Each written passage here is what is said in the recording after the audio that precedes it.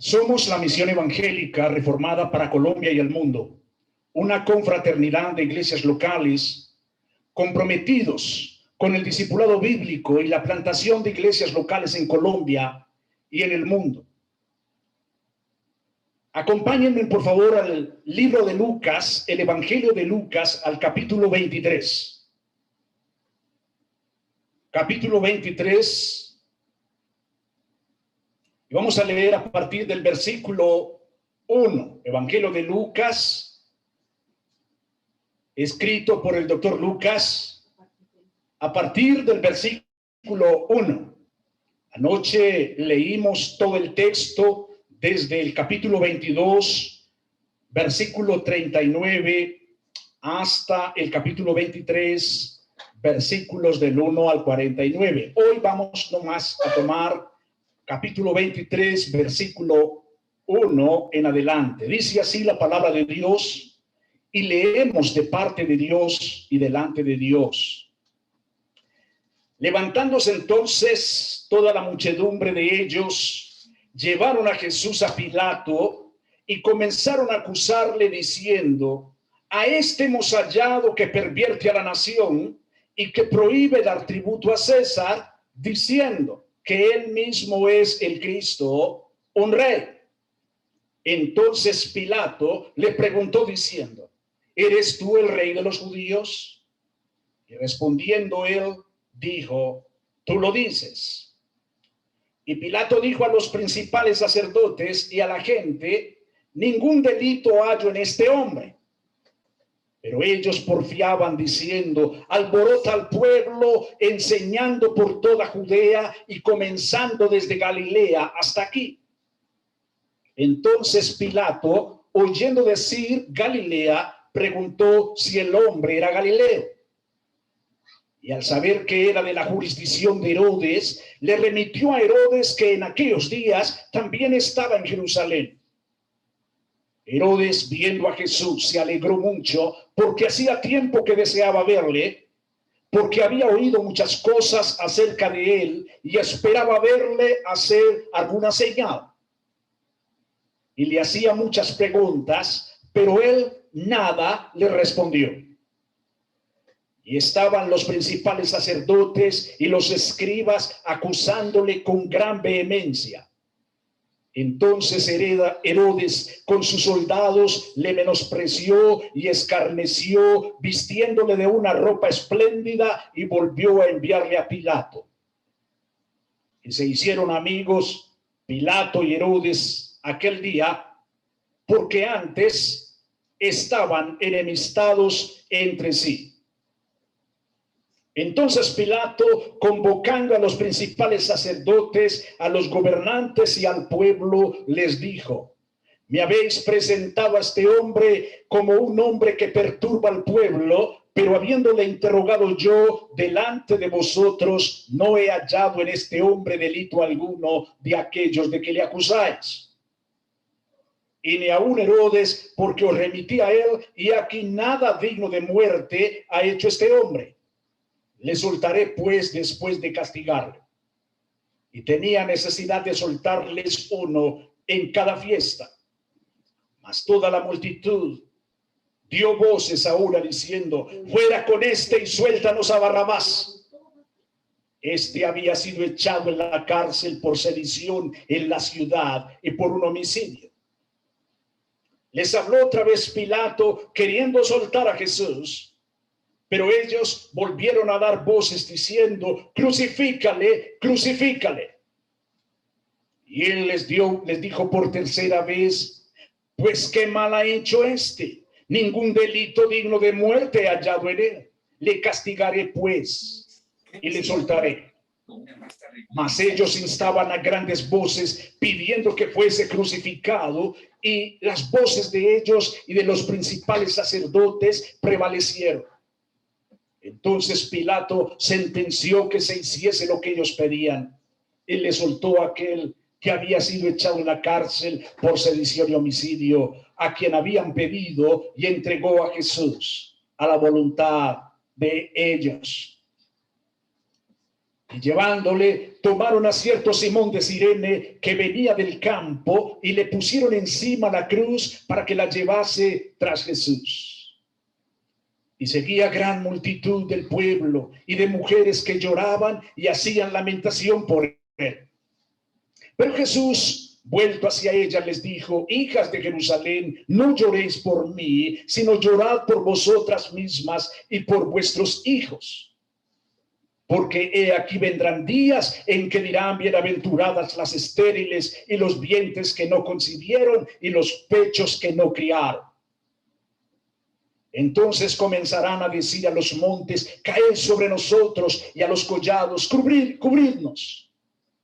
Porque si en el árbol verde hacen estas cosas, en el seco, ¿qué no hará? Llevaban también con él a otros dos que eran malhechores para ser muertos. Y cuando llegaron al lugar llamado de la Calavera, le crucificaron allí, y a los malhechores, uno a la derecha y el otro a la izquierda. Y Jesús decía: Padre, perdónalos, porque no saben lo que hacen. Y repartieron entre sí sus vestidos, echando suertes. Y el pueblo estaba mirando, y aún los gobernantes se burlaban de él, diciendo: a otro salvó, sálvese a sí mismo, si este es el Cristo, el escogido de Dios. Los soldados también le escarnecían, acercándose y presentándole vinagre, y diciendo: si tú eres el rey de los judíos, sálvate a ti mismo. Había también sobre él un título escrito con letras griegas, latinas y hebreas: este es el rey de los judíos. Y uno de los malhechores que estaban colgados le injuriaba, diciendo: si tú eres el Cristo, sálvate a ti mismo y a nosotros. Respondiendo el otro le reprendió, diciendo: ¿y aún temes tú a Dios, estando en la misma condenación? Nosotros, a la verdad, justamente padecemos, porque recibimos lo que merecieron nuestros hechos, mas este ningún mal hizo. Y dijo a Jesús: acuérdate de mí cuando vengas en tu reino. Y entonces Jesús le dijo: de cierto te digo que hoy estarás conmigo en el paraíso. Cuando era como la hora sexta, hubo tinieblas sobre toda la tierra hasta la hora novena. El sol se oscureció y el velo del templo se rasgó por la mitad. Entonces Jesús, clamando a gran voz, dijo: Padre, en tus manos encomiendo mi espíritu. Y habiendo dicho esto, expiró. Cuando el centurión vio lo que había acontecido, dio gloria a Dios, diciendo: verdaderamente este hombre era justo. Y toda la multitud de los que estaban presentes en este espectáculo, viendo lo que había acontecido, se volvían golpeándose el pecho. Pero todos sus conocidos y las mujeres que le habían seguido desde Galilea estaban lejos mirando estas cosas. Padre nuestro y Dios eterno, bendito y glorioso sea tu santo nombre, que nos has dejado tu bendita y gloriosa palabra, que no nos has dejado en la oscuridad, sino que nos has dado la luz de la verdad, a Cristo nuestro Salvador.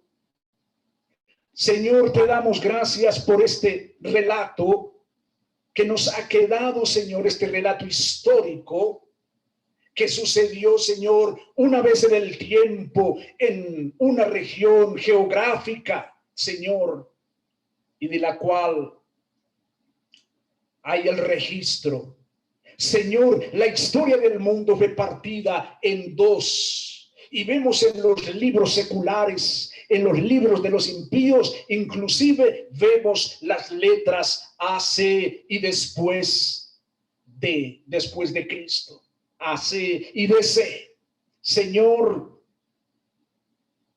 qué privilegio tenemos nosotros como tu pueblo el tener este registro bíblico, y por la fe nosotros nos acercamos con la certeza, Señor mío, de que esta es una gran verdad. Esta es la verdad, y todo lo demás es una mentira en este mundo, Señor. Ayúdanos, Padre, a entender. Ayúdanos a aproximarnos, Señor, al significado de lo que pasó en la cruz. Te lo pedimos, Padre, en el nombre glorioso que es sobre todo nombre, el nombre de nuestro Señor Jesucristo. Amén y amén.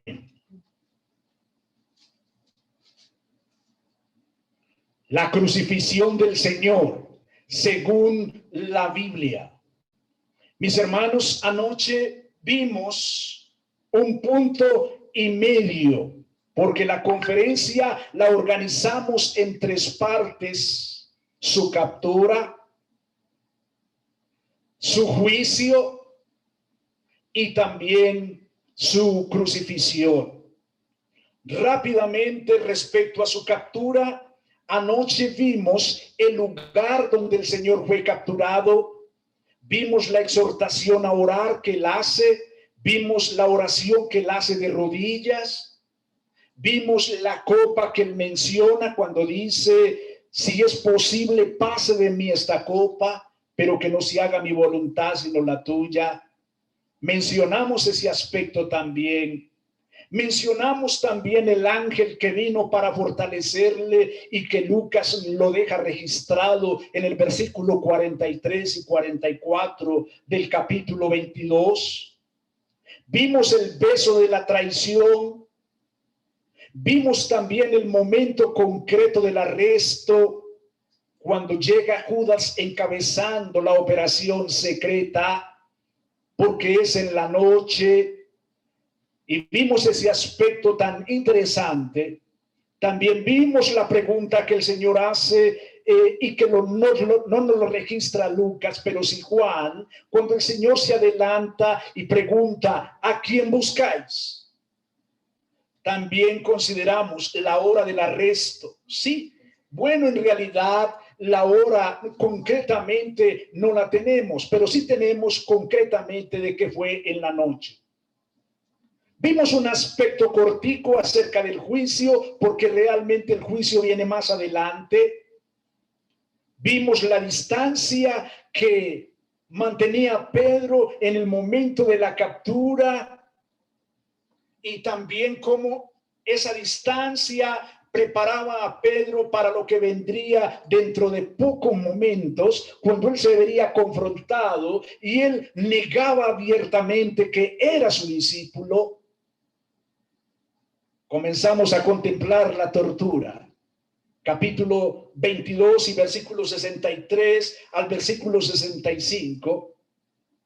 Entramos al segundo punto, concretamente, que tiene que ver con el juicio ahora.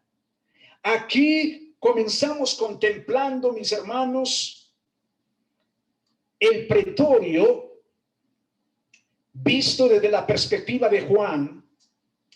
Vimos también la sede de gobierno donde se está llevando a cabo el juicio, la sede central del gobierno romano. Vimos los juicios realizados por los judíos, lo que ellos realizaban y cómo realizaban esos juicios. Vimos también la ausencia de un juicio apropiado, en este caso para nuestro Señor Jesucristo, mis hermanos. Ninguna legalidad hubo en este juicio para nuestro Señor Jesucristo. Vimos también cómo hay un golpe inesperado por parte de uno de los alguaciles y que lo registra Juan en el capítulo 18 y versículo 22. Mis hermanos, y nos aproximamos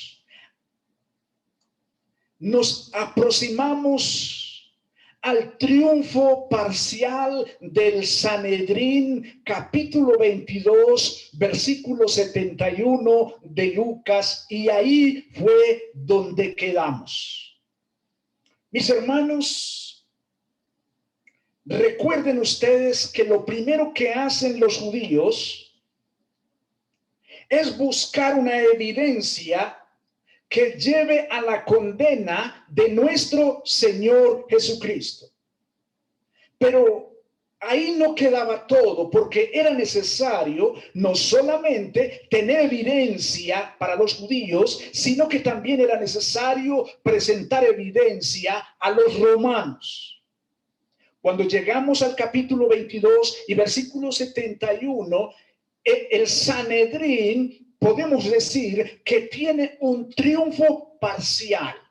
Podemos decir que el Sanedrín se va a dormir esa noche con una sonrisa en los labios porque tenían parte de lo que estaban buscando. Y era que de alguna manera nuestro Señor se había autoincriminado al decir que era el Hijo de Dios, lo cual para ellos era una auténtica blasfemia.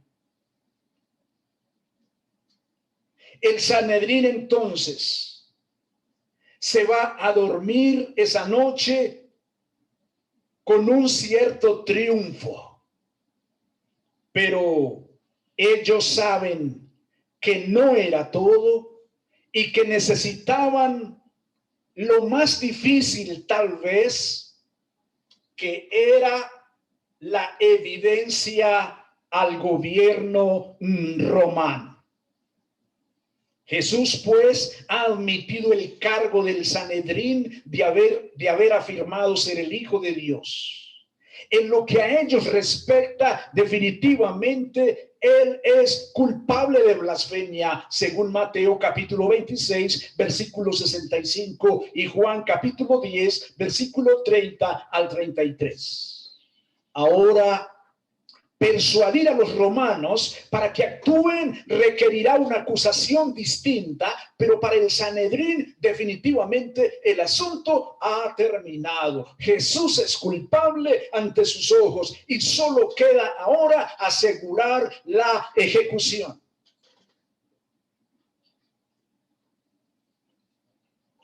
Ahora, cuando llegamos al capítulo 23 de nuestro Evangelio, y muy concretamente en el versículo 2, comenzamos a ver la acusación imprecisa de los judíos ante Pilato. Hermanos, prestemos atención porque es notable el lenguaje que utilizan los judíos para comenzar a dar una cierta manipulación a Pilato. Notemos el lenguaje que ellos utilizan. Ciertamente Jesús ya ha cuestionado la tradición rabínica, pero eso no será motivo de preocupación para las autoridades romanas. Conscientes de la popularidad de Jesús con el común de los judíos, capítulo 19 y versículo 48 de Lucas, Mateo 21, 38. Los portavoces del Sanedrín continuarán denunciando que sus enseñanzas, escúchelo bien, incitan al pueblo. Y eso tiene un detalle a tener en cuenta en ese sentido. Cuando ellos dicen que sus enseñanzas incitan al pueblo, lo que están haciendo es insinuar que Jesús está incitando a la insurrección armada contra el imperio, un peligro que el gobernador no puede ignorar. De manera que comenzamos a ver cómo los judíos o los líderes judíos comienzan a hacer esta manipulación, a introducir un lenguaje que haga desconfiar a Pilato como representante del imperio. Juan 18:31 nos indica la posición de Pilato.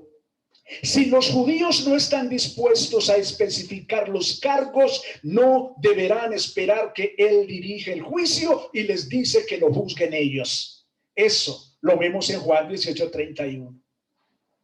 A los ojos del Sanedrín, la atribución de Jesús de ser el Hijo de Dios y el Hijo del Hombre exaltado, como lo dice Daniel 7:13 al 14, constituye una blasfemia que merece la muerte bajo la ley de Moisés, Mateo 26:63. Pero las autoridades romanas no consideran la blasfemia como una ofensa capital en contra del César o del imperio. Los líderes judíos, por lo tanto, presentan la acusación política señalando que Jesús afirmó ser el rey de los judíos. Una amenaza a la sumisión de su pueblo al dominio del imperio romano, como lo dice Juan capítulo 19, versículo 12, y Mateo capítulo 27 y versículo 11. Mis hermanos, estamos ante la presentación de evidencia en este juicio, que ahora tiene un tinte más político, porque lo que se pretende es que definitivamente Roma, bajo la representación de Pilato, desconfíe de Jesús y por lo tanto lo lleven a la muerte. Dentro de esa evidencia manipulada y falsa, ellos plantean que Jesús ha prohibido pagar el impuesto a César. Pero ustedes saben que es una mentira, hermanos. Ustedes saben qué fue lo que dijo el Señor cuando le preguntaron si era lícito dar tributo a César o no. ¿Qué hizo el Señor? El Señor pidió una moneda y él dijo, ¿de quién es la imagen que está en la moneda? Y le dijeron, de César. ¿Qué dijo el Señor? Den al César lo que es del César y a Dios lo que es de Dios. Pero ellos aquí están presentando una evidencia amañada totalmente. Ellos están diciendo, según capítulo 23 y versículo 2, que el Señor ha prohibido dar tributo a César. Ustedes lo pueden verificar ahí. Mis hermanos, hay una pregunta aquí. La pregunta es esta: ¿es Jesús un rey? Bueno, Jesús específicamente se niega a usar el título, aunque sí reconoce que Él es el Hijo de Dios, según Mateo 22, versículos 67 al 69. Por lo tanto, mis hermanos, el Sanedrín deliberadamente coloca una connotación político-militar en estos títulos para darle a Pilato la impresión de que Jesús amenaza la ocupación de Judea por parte de Roma. En el sentido en el que el Sanedrín intenta expresarse, todos los cargos definitivamente son falsos. Mis hermanos, estamos en este juicio. Somos testigos de este juicio. Ahora, nosotros lo que tenemos es la evidencia que nos ha dejado los 4 evangelios. En eso estamos, hermanos. Estamos apreciando este juicio. Un juicio amañado a todas luces. Porque lo que se busca es definitivamente lograr la condena por parte de Roma. Mis hermanos, versículos 5 y 7 del capítulo 23, nosotros podemos considerar lo que podemos llamar como el procedimiento para los juicios en el Imperio Romano. Bueno, por lo general se celebraba un juicio en la provincia donde se cometía el delito. Pero ese juicio podía transferirse a la provincia de donde provenía el acusado. Pilato se aprovecha de esto para enviar a Jesús ante Herodes Antipas, al parecer tratando de evadir la presión del Sanedrín para ejecutar a Jesús, quien claramente no es culpable de un delito capital según la ley romana. Ahora es especial que solo Lucas menciona este cambio temporal de escenario. Ahora, rumbo a la autoridad legal de Herodes como tetrarca de Galilea. Es ante Herodes donde finalmente se conduce a nuestro querido rey, a nuestro querido Salvador. En este escenario, según el versículo 9, nuestro Señor Jesucristo guarda silencio. Mis hermanos, me conmueve tanto el silencio de nuestro Señor.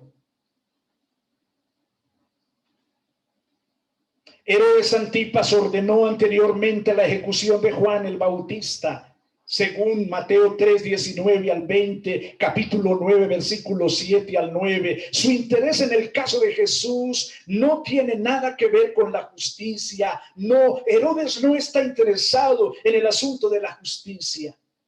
Herodes solo tiene un interés. Él está motivado por la curiosidad. Herodes lo único que quiere es ver un milagro como los que han sido informados. Por lo tanto, Herodes es la única persona a quien Jesús se niega a hablar. El Señor ante Herodes guarda absoluto silencio. Soltará a Jesús. En el versículo 16, la ley romana permitía que una persona fuera golpeada y advertida para que fuera más cuidadosa en el futuro, pero es evidente que Pilato espera que esto aplaque a los judíos y le permita liberar a uno que él sabe que es inocente. Pero hermanos, es inútil. Ellos no están interesados en la liberación de nuestro Señor. En el versículo 19 hay un grito de libertad, pero no de libertad por Jesús. Hay un grito de libertad, pero por Barrabás, un terrorista que estaba allí por homicidio y por sedición, como nos lo dice el doctor Lucas. Irónicamente, Barrabás es culpable de los crímenes desafiantes y perturbadores contra el Imperio Romano, de los cuales el Sanedrín acusa falsamente a Jesús. Lucas registra los crímenes de Barrabás, versículo 25, y que a pesar de eso, lo piden que sea liberado, y efectivamente fue liberado. Mis hermanos, todo está dado para que Jesús sea condenado. Todo está planificado para que finalmente Jesús sea condenado. Pero, ¿qué clase de muerte? ¿Qué clase de muerte se espera? Bueno, podemos ver en Juan 18:32. Y podemos ver en Juan 3:14, en capítulo 12, versículo 32 al 34, podemos ver el apedreamiento que era el método judío para la pena capital en ese tiempo. Ojo, según el método judío.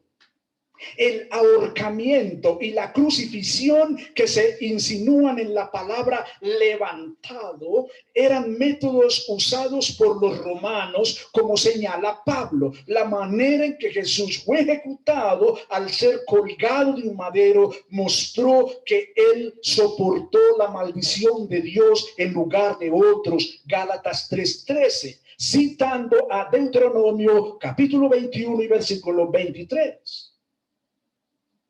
Mis hermanos, esto muestra el control divino sobre todo procedimiento, a pesar de que estuvo marcado por una flagrante injusticia. El punto, mis hermanos, es que nada de lo que está sucediendo es un accidente. Dios tiene el control, a pesar de la injusticia que se está cometiendo con nuestro rey. Pero hermanos, tenemos que hablar de un detalle antes de la cruz. Y es un poco más sobre la tortura.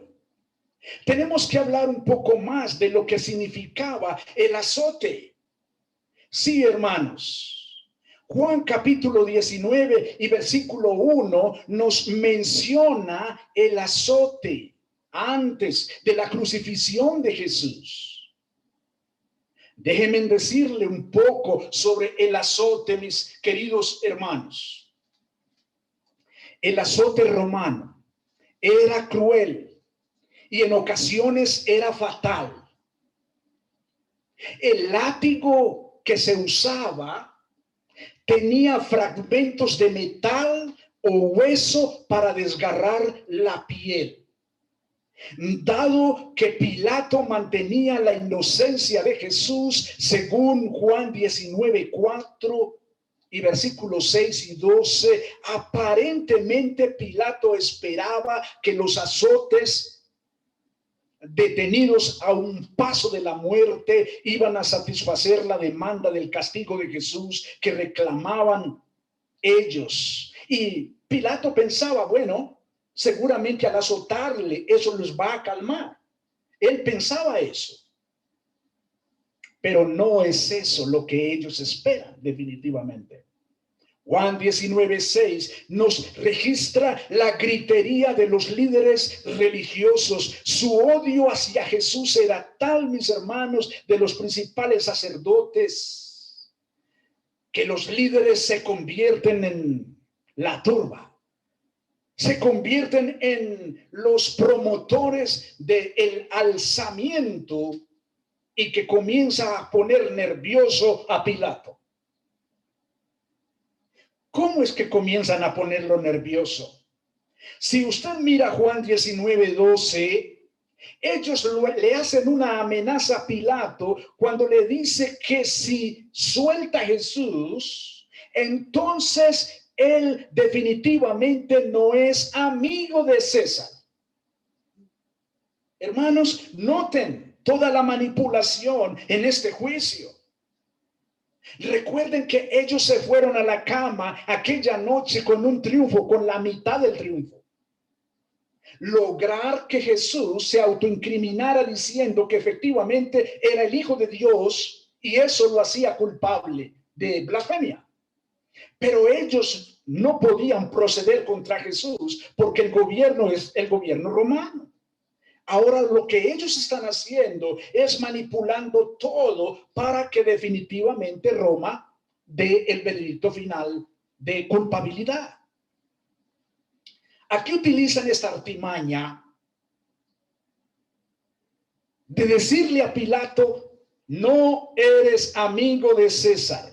Y eso desde luego le da una voz de alerta a Pilato.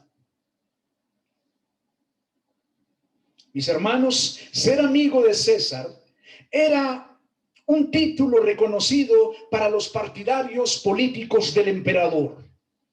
Los judíos amenazan a Pilato al sugerir que él podría ser considerado un traidor a Roma si libera a alguien que afirma ser un rey. Y creo que vamos entendiendo, mis hermanos, claramente que hay toda una manipulación. El odio de los judíos hacia Jesús, mis hermanos, llega a un punto tan tremendo que miren lo que hacen estos infelices líderes religiosos. Mis hermanos, en el Mateo capítulo 27 y versículo 25, los líderes religiosos, mis hermanos, se apropian de la responsabilidad de todo lo que suceda. Cuando Pilato parece reaccionar a actuar, mis hermanos, a actuar. Pilato no quiere. El pueblo no tiene miedo de decir que ellos mismos asumirán la responsabilidad. ¡Qué tremendo! Su culpabilidad y la de Pilato y Judas no es determinada por ellos, mis hermanos, sino por Dios, según Hechos capítulo 4, versículo 27, según Ezequiel 18, 20. Según Hechos capítulo 2, 23 al 39, los descendientes no comparten la culpa de sus padres a menos que los descendientes cooperen con los pecados de sus padres. Hermanos, viene un hecho aquí posterior al azote y nos estamos acercando definitivamente la pena capital. Y el hecho, mis hermanos, no puede pasar por alto. Y es la imposibilidad para Jesús de llevar aquella cruz. Mis hermanos, el Señor había sido capturado esa noche, había pasado toda la noche sin dormir bajo las distintas maneras de tortura. El Señor ha recibido latigazos. El Señor ha recibido toda clase de tortura. El Señor, mis hermanos, no tiene ninguna fuerza para cargar la cruz. Normalmente los convictos eran obligados a llevar o arrastrar el madero horizontal de su cruz. Esa cruz, dicen los eruditos, los expertos, que pesaba aproximadamente 14 kilogramos, unas 30 libras, o 18 kilogramos, 40 libras. Y era obligado el reo a llevar esa cruz hasta el lugar donde iba a ser ejecutado, agravándose su humillación y su sufrimiento. Como nos dice Juan en capítulo 19 y versículo 17, Jesús empieza a cargar la cruz, pero realmente no es mucho lo que puede caminar. Las fuerzas lo han dejado. Él ha sido torturado toda la noche. No tiene fuerzas para cargar ese madero. Está tan debilitado por los fuertes azotes que le han infligido los romanos, según Marcos 15:15. Azotes que habían lacerado la carne de tal manera, mis hermanos, que después de la agonía y la pérdida de sangre por la flagelación, a Jesús pudo haberle faltado las fuerzas para llevar definitivamente él mismo la cruz. Los soldados pueden ver a un transeúnte llamado Simón de Cirene, y a ese lo reclutan para que lleve la cruz de Jesús. Pero recuerden, no es que ellos están teniendo un acto de misericordia con Jesús. Lo que pasa es que definitivamente Jesús no puede llevar la cruz porque le faltan sus fuerzas. Y de esta manera, mis hermanos, lo que sigue sencillamente es la pena capital.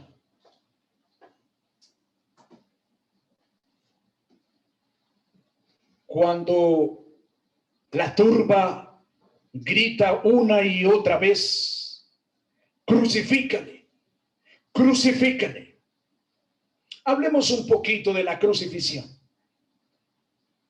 Eso lo podemos ver ahí en Lucas 23 y versículo 21.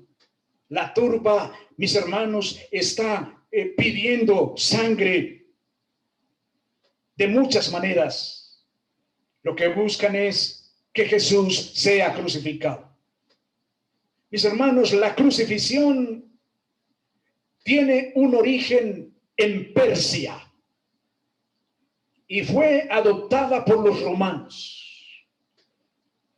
Esa cruel y vergonzosa pena de muerte se usó principalmente contra los esclavos rebeldes y los sediciosos. Las puntas de metal traspasaban las muñecas o las manos, según Juan capítulo 20, versículo 25.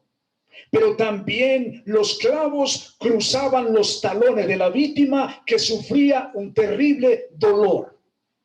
La muerte por lo general se debía a los efectos de las lesiones, el hambre, la deshidratación, la fatiga muscular y la exposición que se daban en el transcurso de los días. Era una muerte muy terrible. Romper las piernas del condenado, como dice Juan 19:33, causaban una muerte rápida por asfixia, porque las piernas ya no podían levantar el cuerpo para ayudar a las personas a respirar. Como Pablo señala, la crucifixión de Jesús identificó la forma de ejecución, el ser colgado de un madero, lo cual se establece en la ley de Moisés como una señal de muerte bajo la maldición de Dios. Gálatas capítulo 3, versículo 13, Deuteronomio capítulo 21 y versículo 23.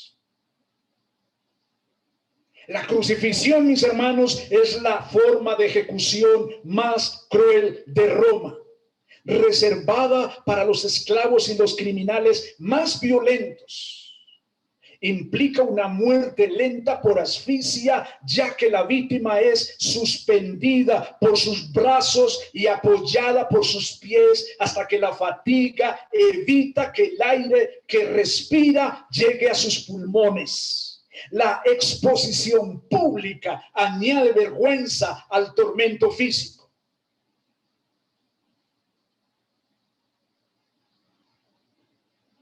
La crucifixión es una muerte lenta y atroz. Es probable que los clavos atravesaran las muñecas en vez de las palmas de las manos. El peso del cuerpo suspendido hacía que la respiración fuera muy difícil y por lo tanto dolorosa. Los esfuerzos involuntarios de las piernas para aliviar la presión aumentaban en gran medida el dolor en los pies. Era insoportable. Esta dura prueba continuaba hasta que la víctima, agotada, ya no podía respirar. Y la mayoría de las veces, ese proceso tomaba varios días.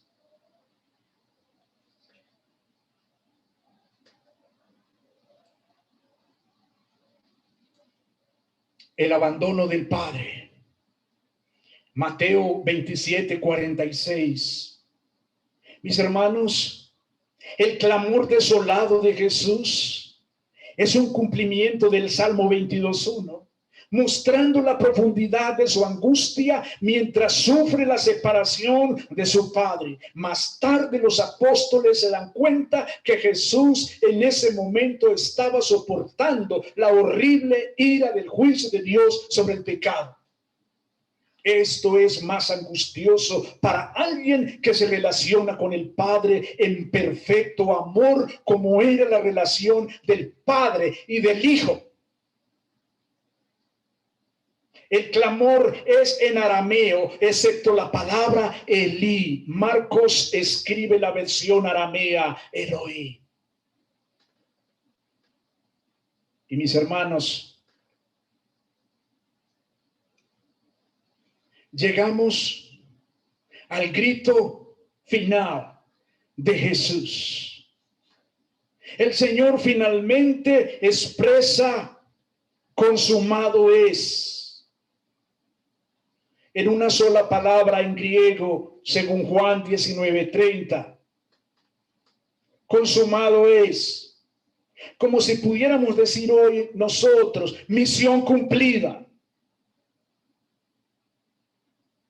Y cuando el Señor, mis hermanos, entrega su espíritu, cuando el Señor expira, cuando el Señor ya deja de estar aquí, según la muerte física del ser humano, suceden unos detalles ya para terminar, que creo que no podemos pasar por alto. El velo del templo es rasgado. Mis hermanos, ese velo del templo separaba el lugar santísimo de la cámara exterior en la que los sacerdotes servían a diario. Ese velo simbolizaba la santidad inaccesible de Dios, ya que solo el sumo sacerdote podría atravesarlo, y solo en el día de la expiación, como lo dice Hebreos 9, versículos 7 al 8. Mis hermanos, el punto y a manera de aplicación de esta conferencia es que ahora el cielo ha sido abierto a través del sacerdocio real y del sacrificio de Cristo que purifica la conciencia, según Primera de Pedro, capítulo 2 y versículo 9. Es a través de la muerte de Jesús que Dios mismo abre el acceso hacia su presencia que anteriormente estaba confinada al lugar santísimo, la parte más interna del templo de Israel. Jesús ha empezado a ser el verdadero templo de los últimos tiempos, incluso durante su ministerio. Juan capítulo 2, versículo 19. Por lo tanto, mis hermanos, es lógico que su muerte, a la que apuntaban los sacrificios del día de la expiación en el lugar santísimo, y su resurrección transmitan la misma presencia de Dios a aquellos que confiamos en Él. Esa presencia que anteriormente estaba limitada al antiguo templo de Israel, ahora abraza a los gentiles, como es evidente al centurión romano que observa bajo la cruz y reconoce a Jesús como el Hijo de Dios.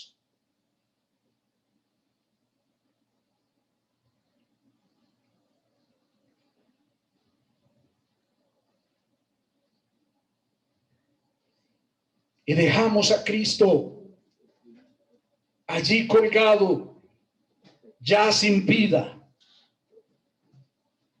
listo para ser sepultado.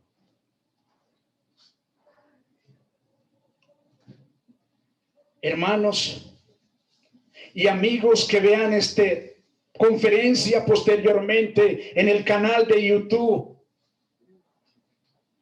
la muerte tan horrenda de Cristo Jesús en el madero es la evidencia del juicio venidero por aquellos que no confían en Cristo como su Señor y su Salvador.